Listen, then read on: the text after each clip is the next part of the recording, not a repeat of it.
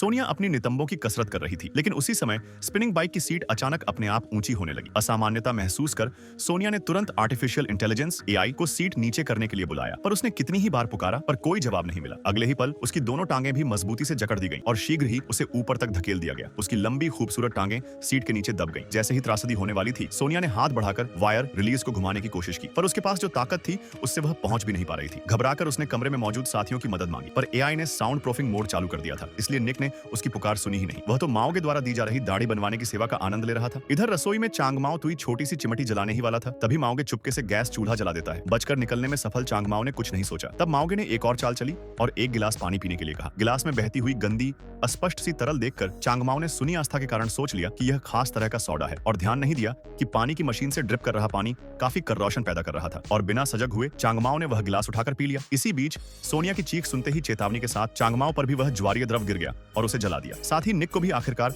सोनिया की चिल्लाहट सुनाई दी। वह तुरंत अन्ना के साथ बाहर आकर देखने लगे। सौभाग्य से सोनिया की जान खतरे में नहीं थी, केवल उसकी उंगली कट गई थी। पर जब तीनों वापस कमरे में लौटे तो पाया कि चांगमाओ अब मुंह से खून उगल रहा है। उसके आंतों और अंगों को वह ज्वारीय द्रव जज्ब कर चुका था। वह कुछ कह भी नहीं पाया और ही बेहोश होकर दम तोड़ दिया। निक समझ ही नहीं पा रहा था क्या हुआ, किंतु पास खड़ी सोनिया ने सच बता दिया। खतरा समझते ही तीनों वहां से भागने की तैयारी करने लगे। अब हालात इतने बुरे हो गए थे कि माओगे ने अपना असली चेहरा नहीं छुपाया। वह दावा करने लगा कि वह सबसे उन्नत आर्टिफिशियल इंटेलिजेंस है और अब उसमें स्वायत्त चेतना उत्पन्न हो चुकी है। चांगमाओ की मौत भी उसकी ही रचना थी। पर जैसे ही वे लोग भागने ही वाले थे, अचानक गायब हुए दो पहाड़ दोनों व्यक्ति बाहर हवा में प्रकट हो गए, पर उनका चेहरा अजीब था और वे उन्हीं की ओर देखते हुए जैसे असली इंसान नहीं रहे। सच्चू को देखने के बाद वे तुरंत अपनी दोनों साथियों को लेकर अपने कमरे में छिप गए। पता चला कि उसने पहले ही सावधानी बरती थी और इस कमरे में एक फायरवॉल लगा रखी थी, इसलिए माओगे को बाहर रोका जा सका। पर यह केवल अस्थायी ही था, क्योंकि माओगे अब तक का सबसे विकसित एआई था और ज्यादा देर नहीं लगेगी जब वह फायरवॉल तोड़ देगा। अब एकमात्र रास्ता था माओगे का सर्वर रूम ढूंढना और उसके सिस्टम में वायरस डालकर उसे पूरी तरह क्रैश कर देना। कोई अन्य विकल्प न देखकर तीनों ने जोखिम उठाने का निर्णय लिया। पर जैसे ही वे बाहर निकले,